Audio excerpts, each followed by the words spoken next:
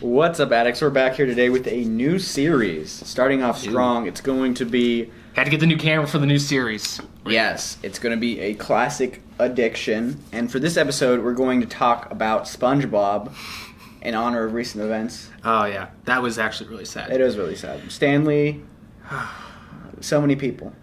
Or Lee Army. Yeah. Lee Army. Oh, my gosh. I'm choking it already. But you know what? It's because I'm all choked up. It's true. And it's sad. That is sad. It is sad. But that's why we're doing this. We're going to do this. So what this series basically is this show or movie or whatever we're reviewing, book maybe, does it hold the test of time? Is it certified classic? So let's talk about SpongeBob. All right. So SpongeBob has always had a special place in my heart. You know, I used to watch it back in the day with my brother when I was probably like 6 or 7 and he was 14-ish. That's a great age. It's something you can always go back to. I look back on certain episodes. There's the chocolate episode that stands out to me. There's the laughing belt when the bad guy gets the laughing belt or whatever. There's the Wumbo episode. He see me Wumbo. There's the Ugly Barnacle episode where he has bad breath. And everyone died. See, every one of these episodes you can remember and pick out. What's your background with SpongeBob? It's actually a show that I didn't really get into. When I first saw it, I watched it and I did like it, but it was like one I didn't catch all the time.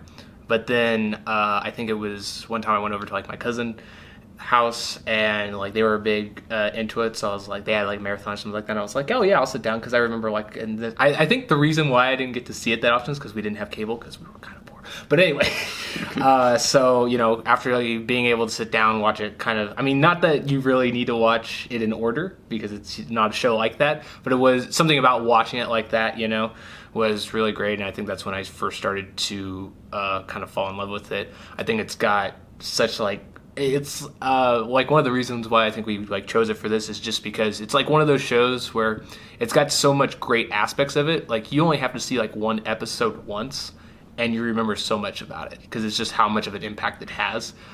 And so that's kind of where I came from it, because it's even if I saw this episode 10,000 times, I might watch it again just so I could hear it, verbally again. Yeah, one of the elements as well that we specifically I'm sure Josh does as well, really enjoys the music in the songs. There's just so many memorable songs. Campfire song.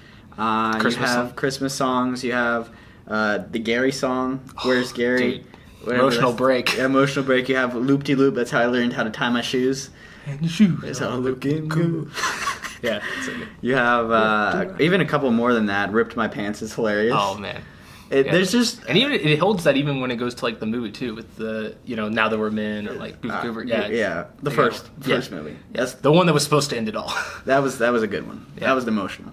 It was, and it's even got elements in it that you wouldn't think to expect it. It's got Patchy the Pirate and the live action. I do love the live action. It was I think I've only seen 3 or 4 episodes with it, but it was so weird and I liked it.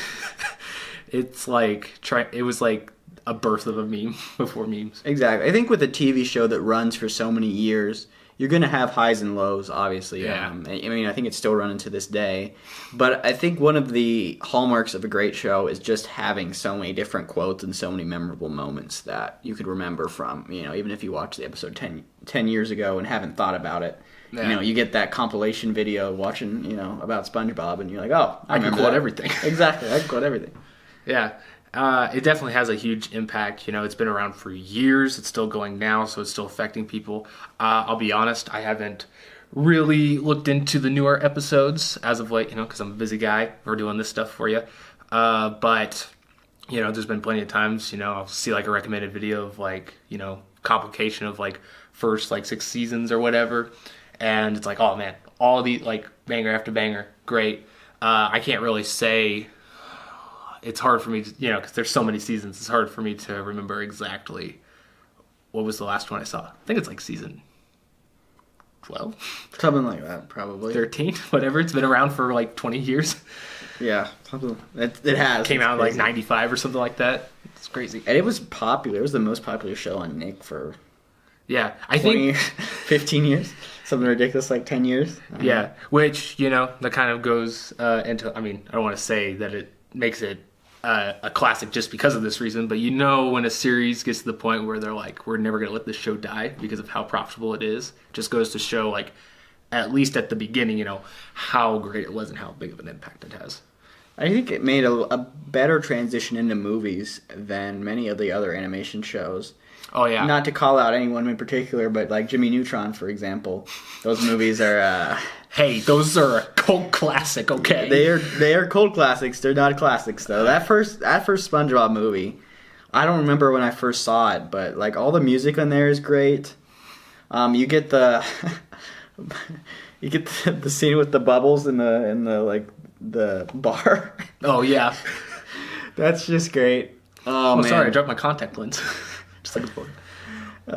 Goofy goobers, yeah. Yeah, I will say, I remember going to see that actually in theaters. I don't remember if opening. I saw it there. It's like one of the ones I remember because it was like a cross-generation type level event. Because I didn't, obviously I was younger. So, like, I went with my parents, and even, like, my grandma was there. Because, like, my grandma liked watching SpongeBob. So, that had some fourth walls breaks in it, didn't it? Yeah, if I remember right. At least in the series in general, too. It had. Yeah. I think in the movie they have, like, pirates eating popcorn in that. Oh, yeah.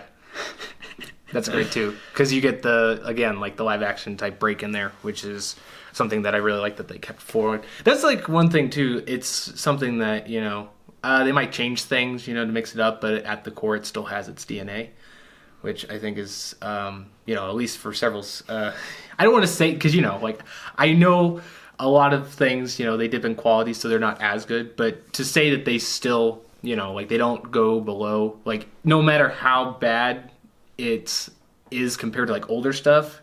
It's still impressive to say, there's a certain line that it will never dip below that, At least, as long as they have the same voice actors and there's whatnot. just so many, not only moments, but, like, variations of characters, like Handsome Squidward.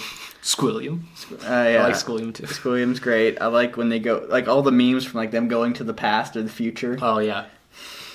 Future. Yeah. That's great as well. Even like the Bubble Buddy. Yeah, or they have some weird concept because they have like the one where he's drawing a character and the character comes to life. Yeah, like Doodle Bob. Yeah, is that right? So. Yeah, I think so. It all comes back. I think that's another hallmark of a classic is you get moments in there and that you can remember, and it comes back to you just by talking about it.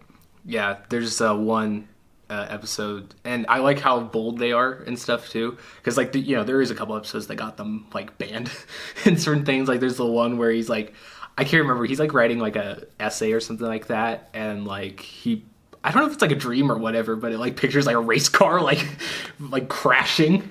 It's just like, oh.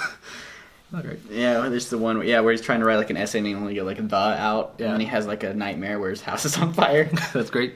Or The Memory, where it's like, what's my name? whole place is on fire. It's just a time. I mean, we could talk about this for references for years, pretty much.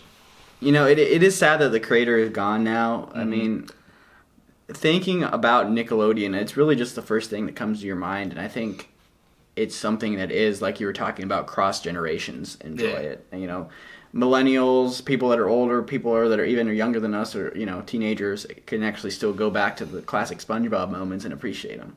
Yeah, and it's insane how many people still like check in and watch the newer stuff. I mean, it's just crazy, and it's like a concept that like it's like I like to compare it to like well, I don't want to compare it to this maybe because it's not, the concept isn't as simple. But, yeah, I mean, just like we've been saying, it's hard to say anything bad. It really is. It really is. Looking back at it, I think it especially holds up because I like to marathon old stuff that I used to watch as a kid, specifically to see if I, was like, oh man, I didn't know what I was talking about. I was like, nope, this was actually great. And I think it's one of those shows, like you can still laugh at, no matter how old you get, which is great. Yeah. So what's your verdict? So for me, this is a new series. We still have to kind of figure out what we're doing, but I think this is clearly a certified classic addiction. I think it's clear that it is. It's something you can go back to. If you haven't seen it, you should check it out. If you have seen it, you got to check more of it out.